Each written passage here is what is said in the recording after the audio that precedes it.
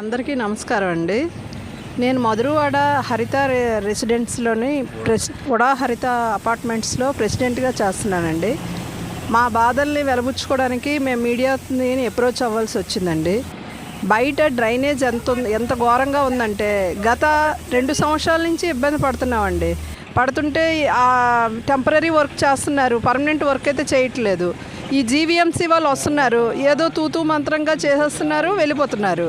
బయట డ్రైనేజ్ చూస్తే ఎంత అధ్వానంగా ఉందంటే మేము పిల్లలు అందరూ సఫర్ అవుతున్నాం దోమలతో. జీవీఎంసీ కమిషనర్ మేడంకి ఫోన్ చేస్తే రెస్పాండ్ అవ్వట్లేదు. గత వారం రోజుల నుంచే ఆవిడకి కాల్ చేస్తున్నా, నేను కాల్ చేస్తానని మెసేజ్ పెడుతున్నారు కానీ ఫోన్ లిఫ్ట్ చేయరు, మెసేజ్ పెడితే రియాక్ట్ అవ్వట్లేదు ఆవిడ. ఇంకా మన ఎమ్మెల్యే గారు ఏంటంటే గడప గడపకి అని వచ్చేటప్పుడే అందరూ పరిగెత్తారు, అందరూ చేశారు. ఆ వచ్చిన 4 రోజుల్లోనే ఆ జేసీబీలు వచ్చి హడావిడి చేయడం అదంతా చేశారు. అది టెంపరీ వర్క్, పర్మనెంట్ వర్క్ అయితే కాదండి.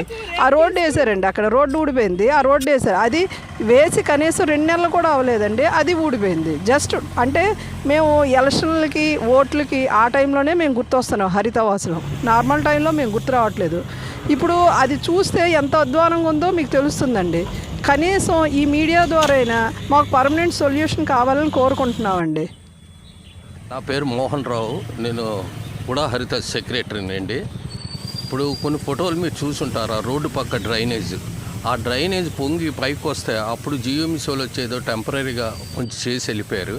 ఇప్పటికి 15 రోజుల నుండి ఆ డ్రైనేజ్ పొంగి ఈ హరిత తాలూకా కాంపౌండ్ వాళ్ళ పక్కన ఒక పెద్ద చెరువులాగా ఏర్పడిందండి.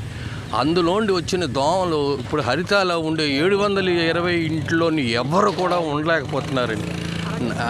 నైట్ టైం కూడా వైట్ బెడ్షీట్ వేస్తే మార్నింగ్ తెల్లవాటికి అది రెడ్ బెడ్షీట్గా అన్ని దోమలు వచ్చి వస్తున్నాయండి. ఈ శానిటరీ ఎవరు కనబట్టలేదు.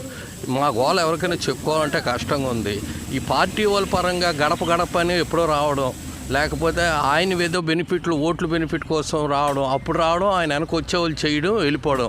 అప్పుడు కూడా మళ్ళీ మాకు రిక్వెస్ట్, ఆయనకేం చెప్పకండి, వీళ్ళకేం చెప్పకండి.